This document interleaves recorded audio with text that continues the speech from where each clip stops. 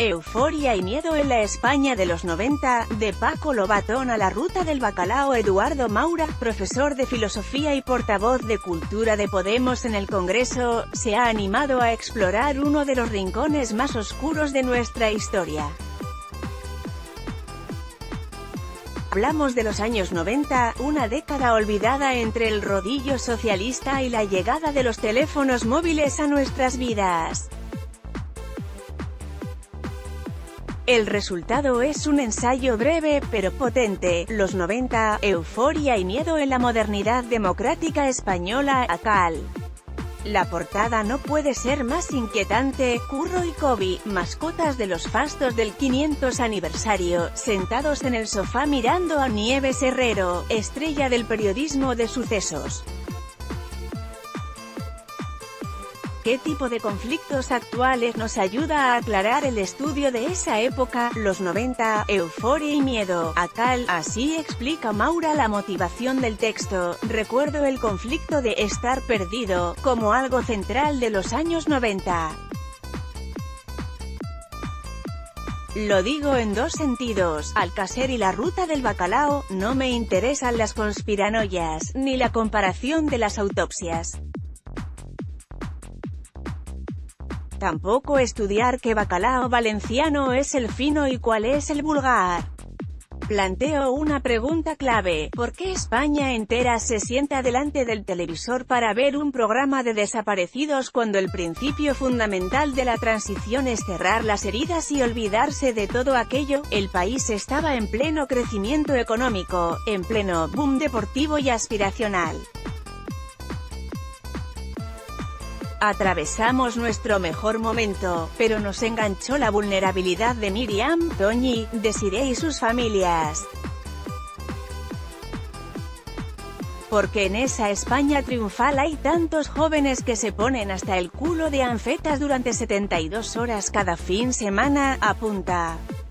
Despolitizar el dolor. Luego intenta responder sus propias preguntas. En 1993 El País publicó un editorial elogiando «Quién sabe dónde». Lo describen como espacio constructivo, ni morboso ni rencoroso.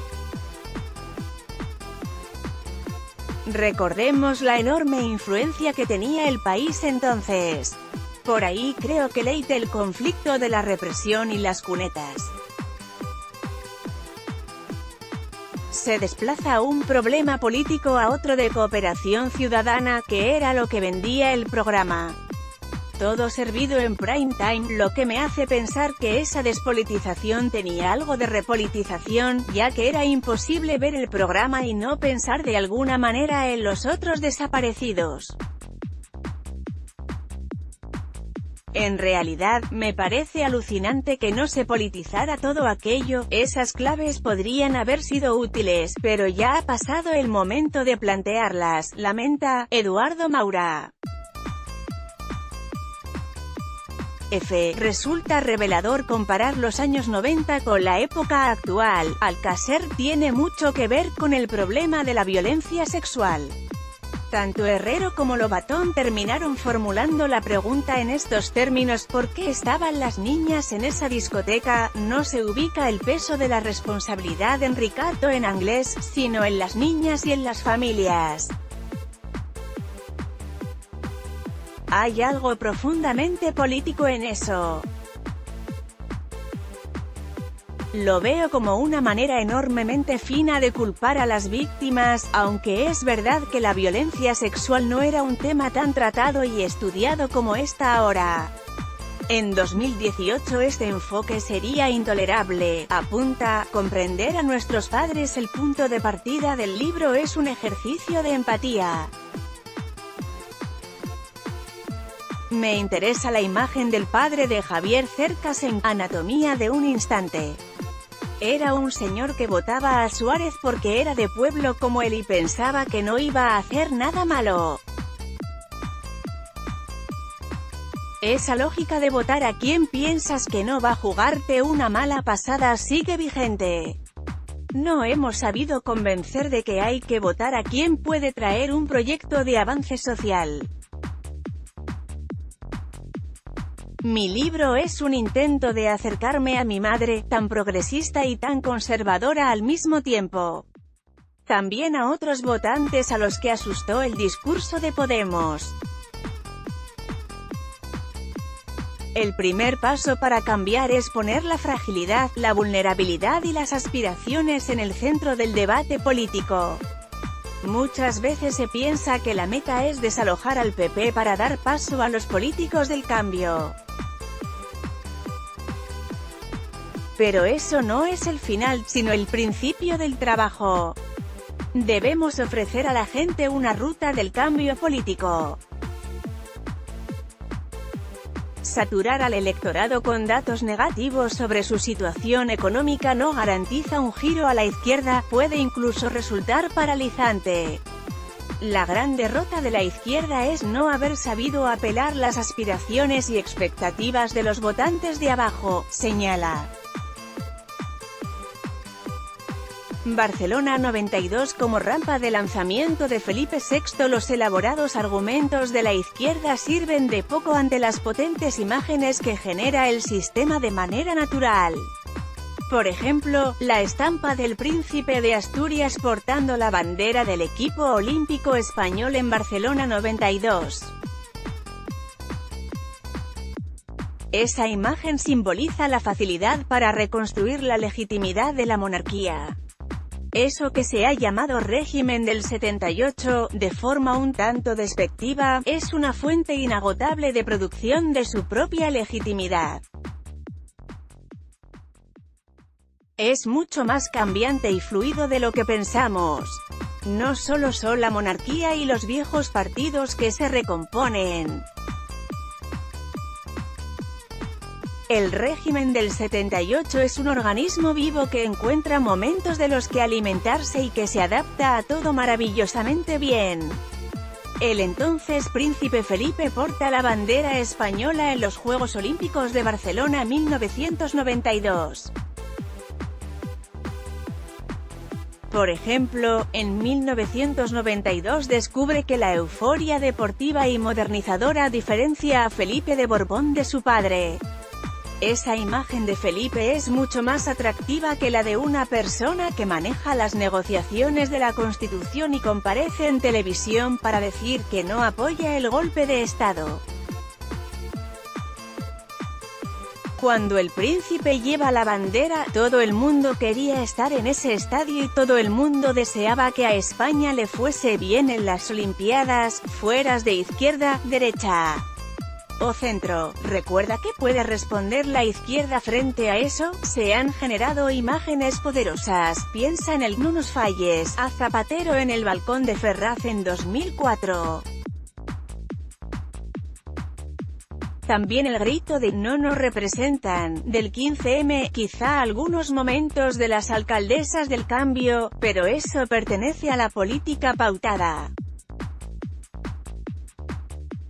La imagen de Felipe es profundamente institucional y a la vez capaz de difuminarse hasta parecer neutral, sin dejar de ser productora de bienestar, advierte. Aceptar las derrotas para poder disputar espacios políticos es fundamental. Reconocer las derrotas. El liberalismo político hizo una cosa maravillosa, muy inteligente, que fue aceptar la Revolución Francesa al completo. Se dieron cuenta de que tenían que asumir todo: Robespierre, el terror, la República Jacobina. Los más listos dijeron lo siguiente: si no entendemos que esto cambia todo, que no hay una Francia a la que volver, nunca vamos a gobernar. Esta postura me sirve para hacer una analogía con el régimen del 78, fue un proceso constituyente, el más importante de nuestra historia moderna. Diría que tampoco hay una España a la que volver.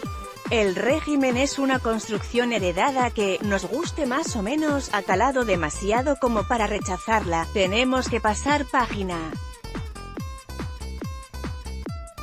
Podemos retorcerla, dar la vuelta a su lenguaje, hacerle el abrazo del oso, darle una patada voladora o hacerle la zancadilla, pero lo que no podemos hacer es cambiarla, reconoce. Puedo haber sido diferente, por supuesto, pero en 2018 es imposible ganar el relato de la transición. Tampoco compra el relato dominante en la izquierda española. No pienso que el régimen del 78 fuese un engaño de masas, sino una producción tremendamente exitosa. Es mejor entenderla a fondo. Puedo haber sido diferente, por supuesto, pero en 2018 es imposible ganar el relato de la transición o la guerra civil. En estos últimos años, me he obligado a renunciar a la ira contra el 78. Como esa canción, Libertad sin ira, comprendí que el enfado no me ayudaba a pensar mejor. Puede renunciar a tener razón como objetivo político para obtener herramientas de cambio, confiesa. Momento Miguel Ángel Blanco. Otro de los conflictos centrales de la década es ETA. El dispositivo de comprensión del terrorismo que despliega el sistema a partir de 1997, asesinato de Miguel Ángel Blanco, es tremendamente eficaz. Se trata de un discurso que solo permite dos posiciones: estás con la barbarie del terrorismo o en el bando del gobierno. En medio, solo está el purgatorio. La realidad es que la mayoría de personas estábamos metidas en ese purgatorio porque ni apoyábamos a ETA ni comprábamos por completo el discurso oficial.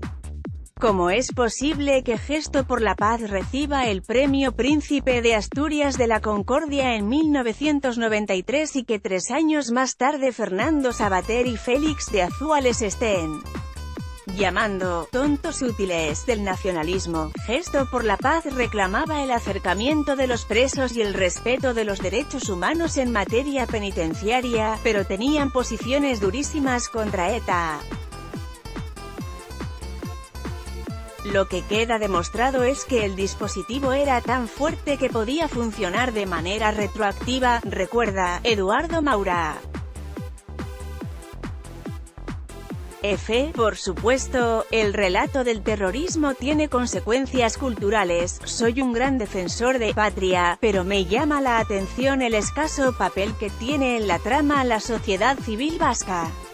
No pido a una novela que refleje la realidad de manera exhaustiva, pero me parece una omisión importante. Me gusta que Aramburu tome posición, ya luego como lector valoraré hasta dónde me convence. Además son cosas que he vivido. Como vasco de izquierda, recuerdo venir a Madrid y que en la misma tarde un grupo de personas me llamara etarra, y otro grupo distinto, pepero. Todo eso sin que yo cambiara el discurso. La izquierda española ha contemporizado demasiado con ETA, sin atender a un mínimo suelo moral, solamente por no hacer el juego al PP o no hacerle un presunto favor. La derecha, por su parte, no te pasaba ni una, no podías decir ni la palabra conflicto, sin que te mirasen mal. Seguramente con una opinión pública más liberal no hubiese ocurrido eso, señala. La izquierda arrogante. Para terminar, Maura comparte una reflexión autocrítica sobre su bando político. La izquierda tiene una herramienta maravillosa que se llama teoría de la alienación. Implica entender cómo el ser genérico del hombre le es arrebatado, en la medida en que se le priva de los frutos de su trabajo. Disponemos de esa herramienta desde 1850, pero yo me pregunto por qué demonios hemos convertido eso en una teoría contra los alienados, en vez de contra el capitalismo. ¿Por qué usamos nuestras herramientas contra la gente a la que queremos convencer? Uno de los descubrimientos que hago en el libro es que no puede haber una autocrítica del presente que no sea una crítica de la izquierda transformadora, confiesa. Porque en la izquierda usamos nuestras herramientas contra la gente a la que queremos convencer, remata con una respuesta sobre estrategia. Muchas veces manejamos concepciones conservadoras, como que la población se divide en personas que ya están movilizadas y otras que son ignorantes. Veo muchos conceptos radicales y falaces. No lo quise exponer así en el libro porque no me apetecía escribir otro ensayo contra la izquierda.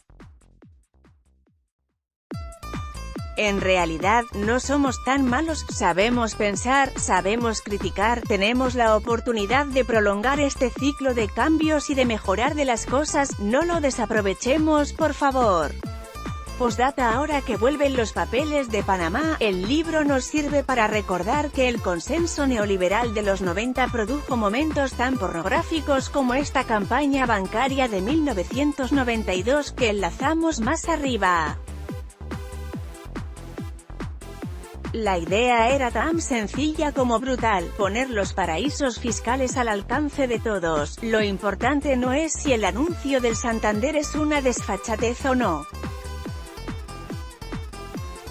Tampoco si prefigura el crack económico y moral y de 2008.